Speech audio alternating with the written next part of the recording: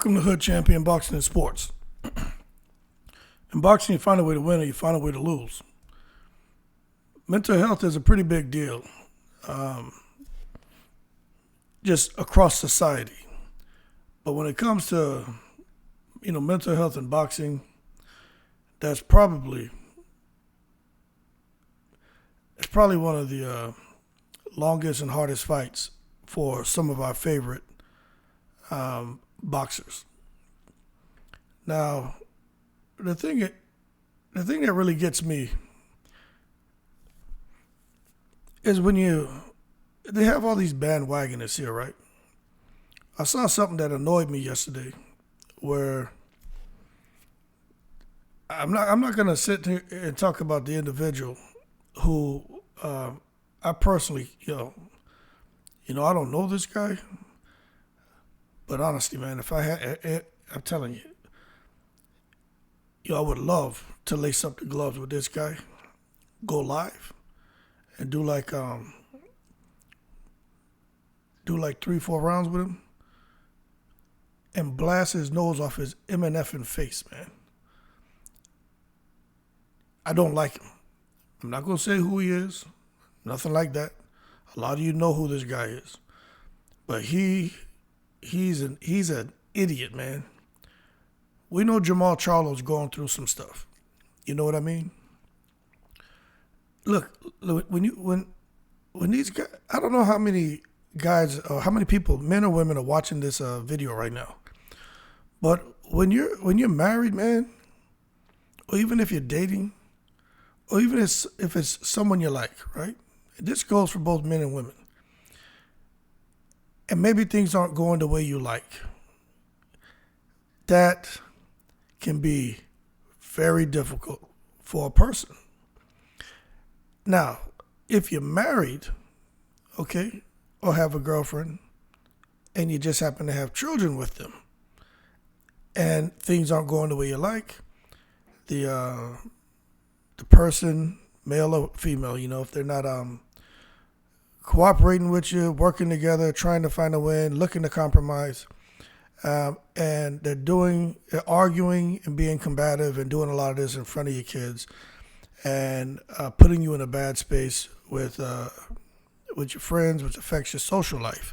Sometimes that can feel inescapable, because you still have to deal with this person because of the child. Now, when you take a situation where there are individuals in relationships, let's say marriages, right? And they have, or, it could be a boyfriend-girlfriend situation where there are children involved, multiple children, and now you're a high-profile athlete, and all of your business is out there to the world. And you have money, you have success in your professional career, everyone sees you as someone who's basically, you see you as a godly figure. Nothing should bother you at all. But you can't get things right inside of your house.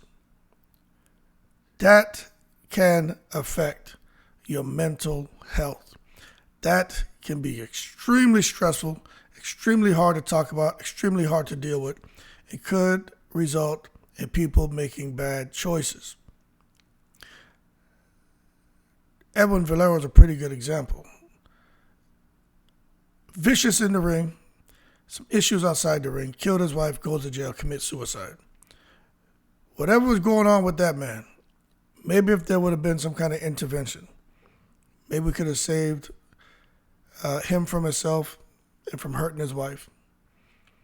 But now we have an opportunity for someone like a guy like Jermall Charlo, who some of his business is kind of out there in the breeze.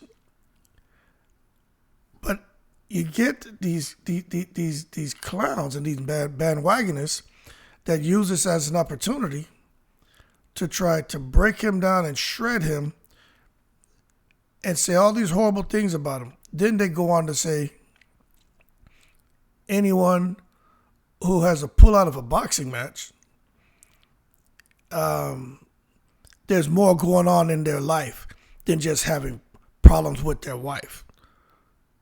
Yeah, there's something else going on. Get the F out of here with that BS. but mental health. That hit home with me.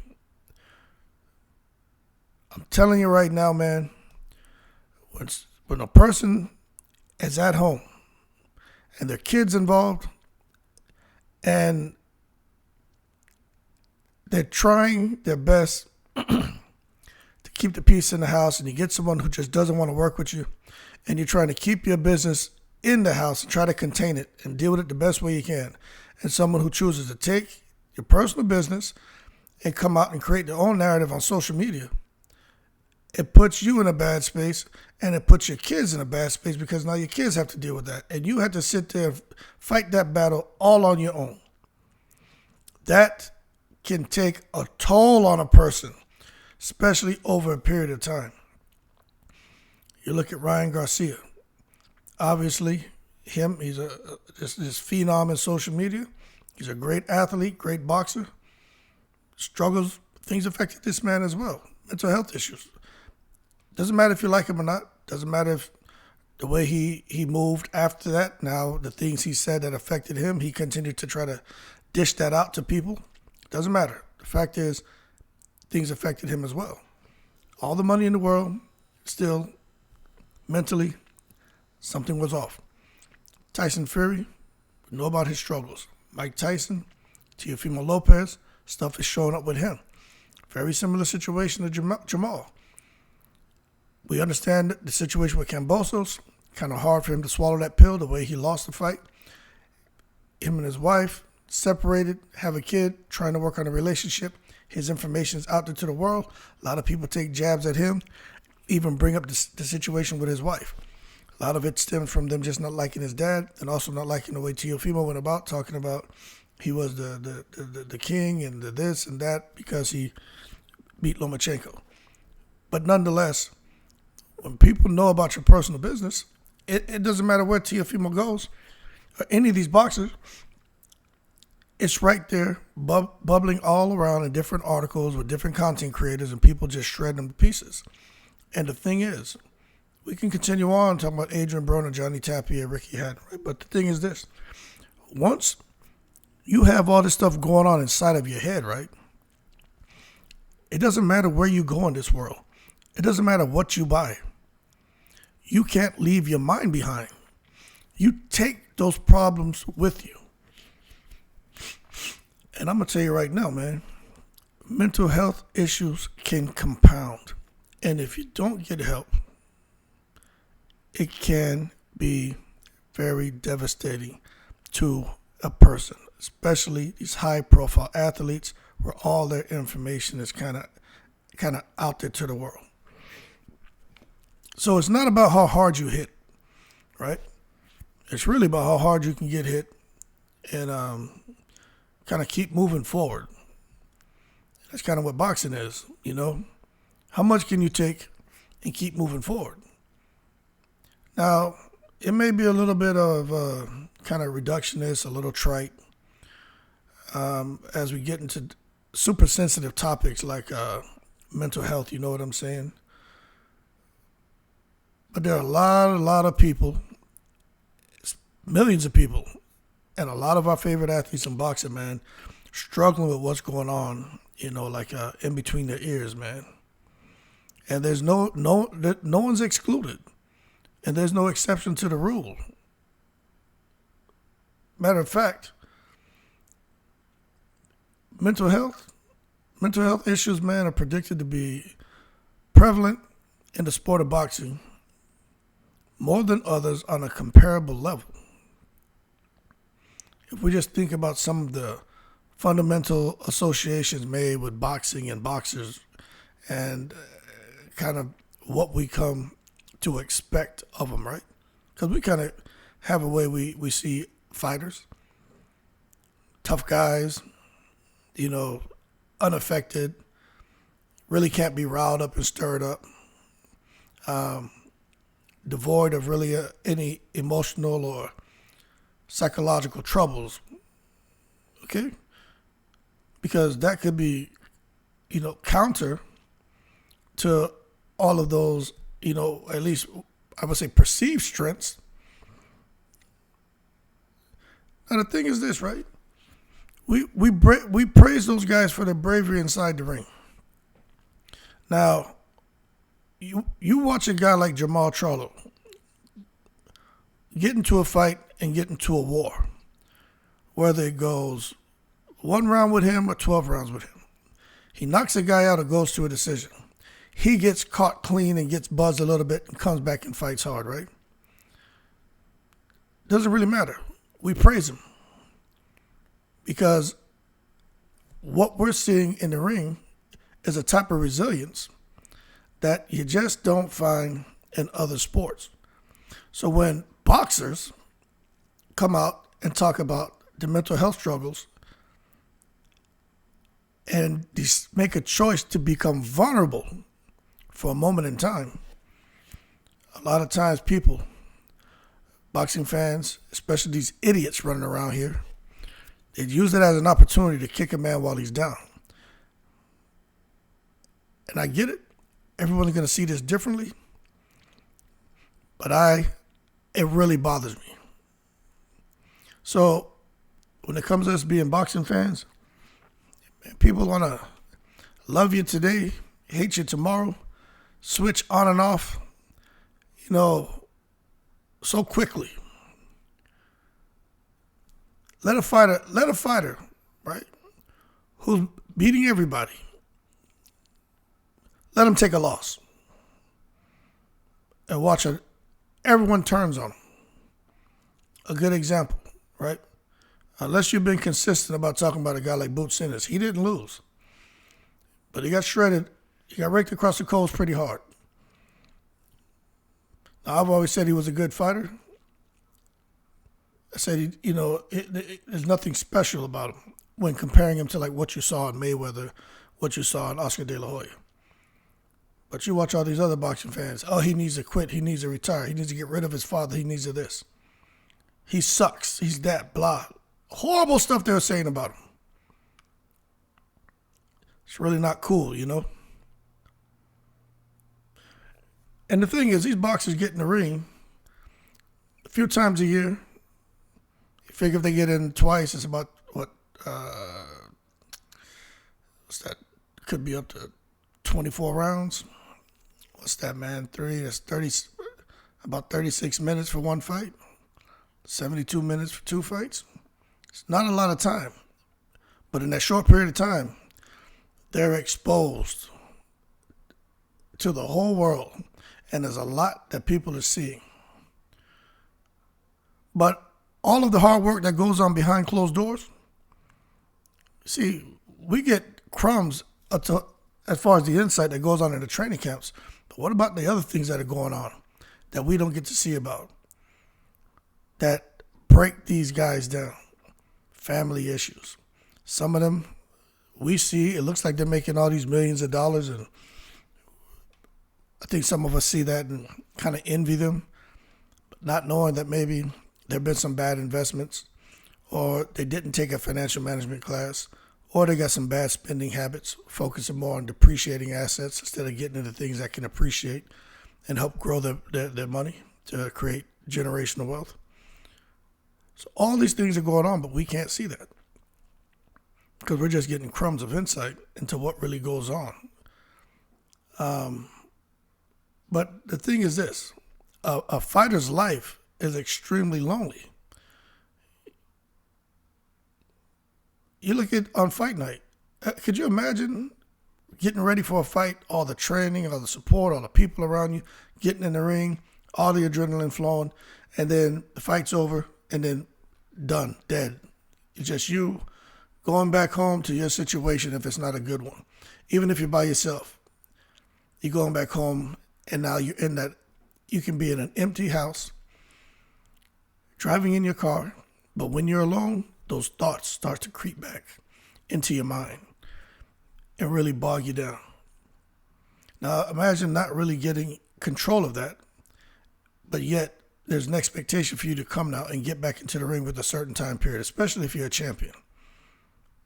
It's just not that easy when you can't focus because you have all these distractions and all these things going on outside the ring, and it's playing over and over in your mind. Now, the thing is this, right? When we talk about mental health struggles, we talk about suicide, you know, those things affect everyone. But when you're talking about men, like I'd probably say, from my understanding and the reading that I did, man, I say maybe about, 40 to 45 years and under, right? Those mental health struggles are more prevalent, and suicide more prevalent, and that 45 years and under, And when you look at that age range up to 45, we're really talking about boxers. These guys probably around 17, 18, probably around that age range, maybe 20 to 25 is probably the sweet spot for boxers and being active. So when you think of the mental health struggles and the statistics that talk about that age group that are heavily affected and, are more susceptible to committing suicide if they don't get control of their mental health struggles, all of our favorite boxers who are struggling with health struggles, they fall within that category. And that's serious stuff, man. 1 in 6 people who have these like health problems, anxiety, depression, which I think we all at some point have struggled with a little bit of anxiety or depression, right? 1 out of 6 people, man, are receiving treatment. Now, what about those other 5 who don't receive treatment? Don't know how to process it, don't know how to deal with it. For some reason, they still get on social media and want to hear what people are saying about them because they're hoping the narrative changes and people start to say positive things. Boxing is, for the most part, a heavily male-dominated sport. But imagine Clarissa Shields and everything that she goes through. Christy Martin, another good example. Imagine all the stuff she did in the ring and how highly we thought of her and having all these struggles at home with her crazy-ass husband. Ann Wolfe, vicious in the ring. But when you peel it back and look at the struggles of her growing up as a young girl and how that affected her and still affects her to this day. You know what I'm saying? So when we talk about the whole mental health thing, I think we're probably one of the biggest advocates when it comes to mental health in boxing is probably just thinking about, what's his name, Tyson Fury. It doesn't matter if you like him or not, okay? He has a huge profile, a huge platform, and he's been talking about it a whole lot. Oscar De La Hoya struggled with it too. And it's not easy for a fighter to kind of take the mantle and try to break the mold of the mental makeup of, I would say, what we would consider maybe a typical boxer. Now, I think the difference with guys like Fury who decide to come out and talk, opposed to a guy like Ryan Garcia trying to come out and talk about mental health struggles, because Ryan Garcia is young. I think some people kind of see him as being a little cartoonish. So maybe they don't really pay attention to listen to him the way they should. But Tyson Fury is,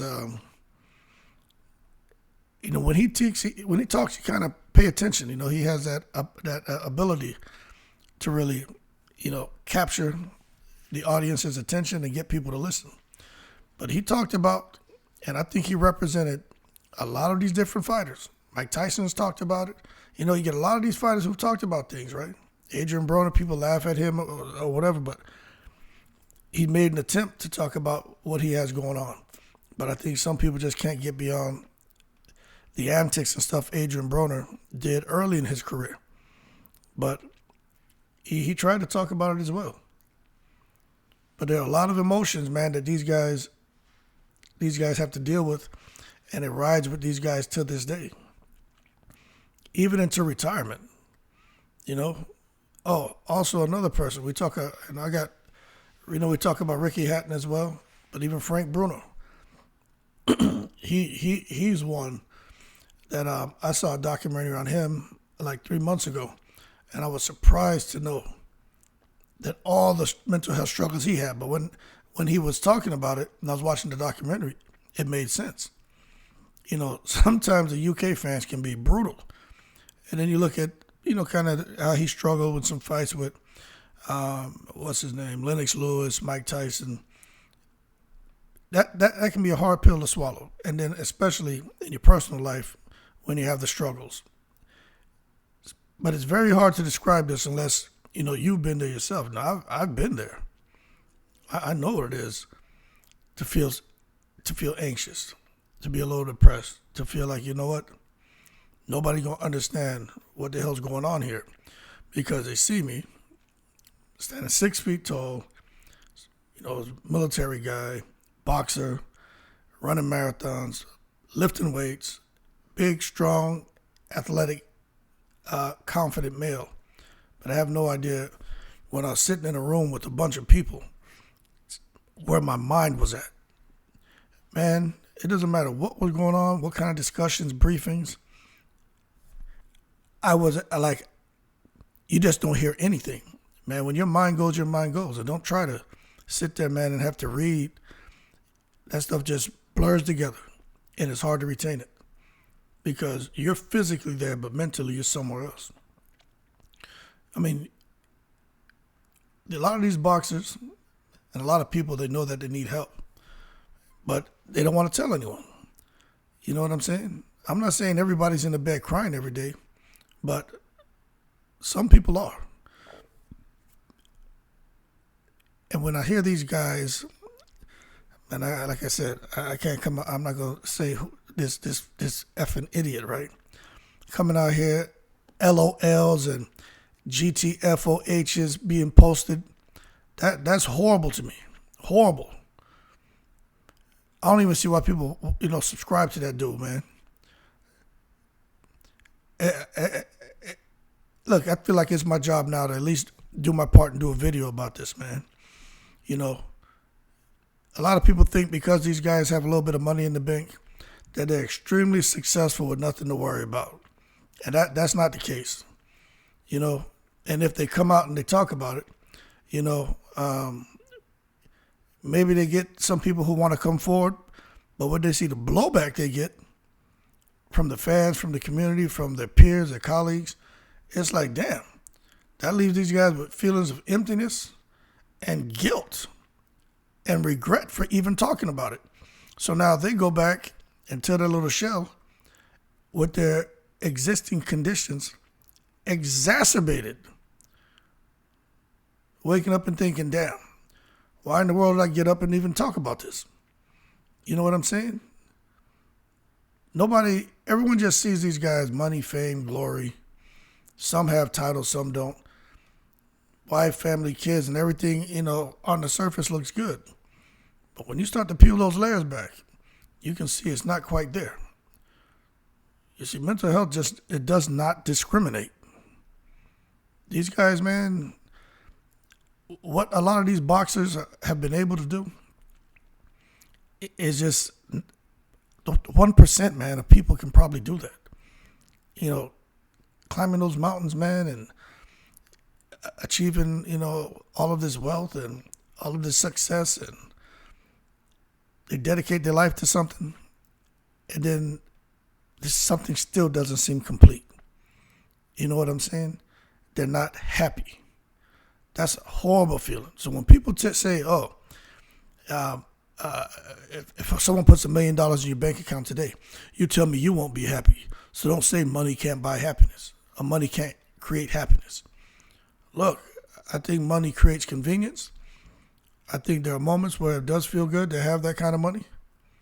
But at the end of the day, you could have $10 million, $1 billion. Let something happen to one of your children.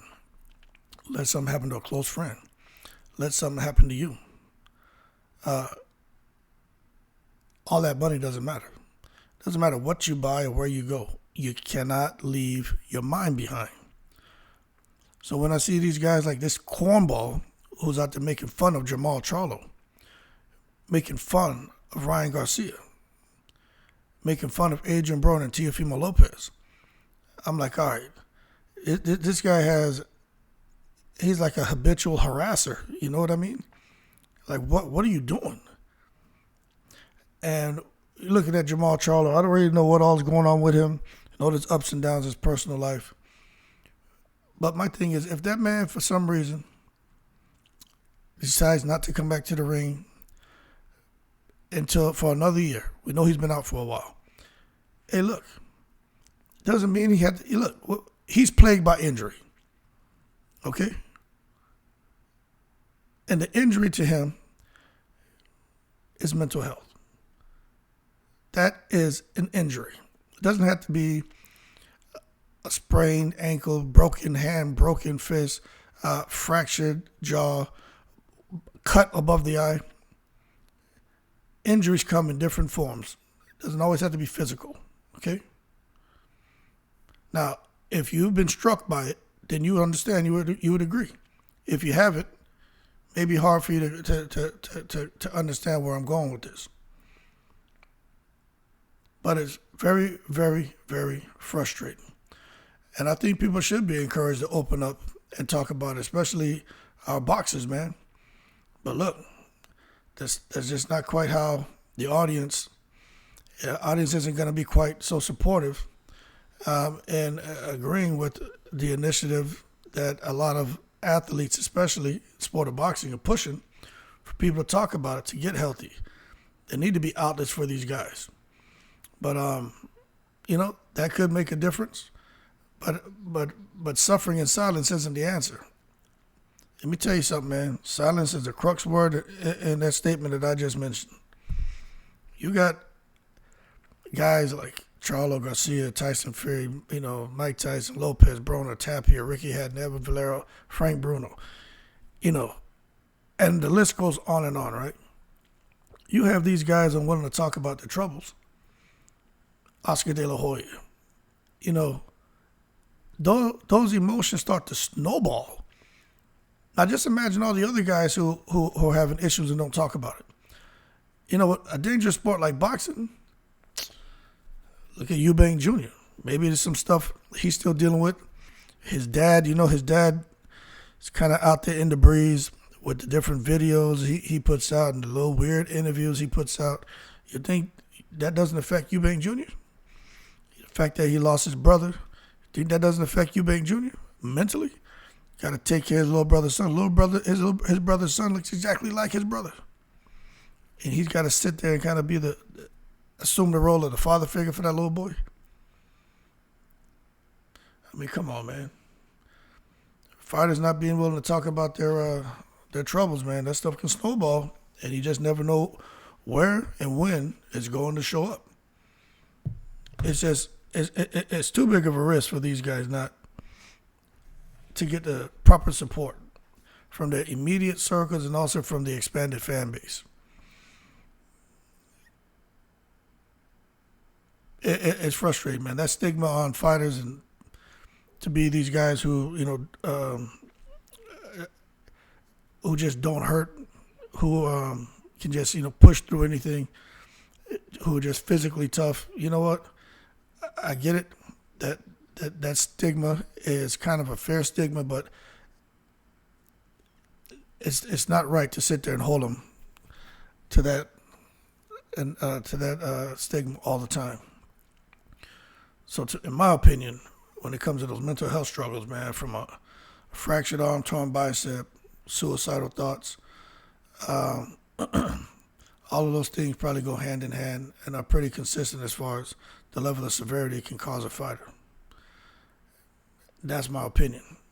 A fighter's career, if these guys choose to fight on, or if they choose not to, it could derive more so from what they've gone through mentally than what they've gone through physically. And more times than not, they can be sidelined because of the physical injuries and the different things. But for mental health, sometimes they won't be sidelined because that's something that you can't see. Most of the time, they don't talk about it. And when they do take a knee, like what you see going on kind of with Jermall Charlo, no one tends to understand it because there's no doctor who's come out and said there's something wrong with him. It's just something that's been self-initiated. So it is what it is, man. I think we should cherish these fighters and support them more. I don't think Guys with huge platforms, whether it's on Twitter or YouTube, should be out here breaking these guys down the way that they're doing. I think personally, those cornballs should be permanently eradicated off the face of this damn earth, in my opinion. But it is what it is. When you see a guy like that going through struggles, man, you throw that man a ladder, help that man climb out of whatever it is that's bogging him down, give them the support they need. Because I tell you what, you mess around and find out that these guys can't take it no more and they end up committing suicide or something crazy happens.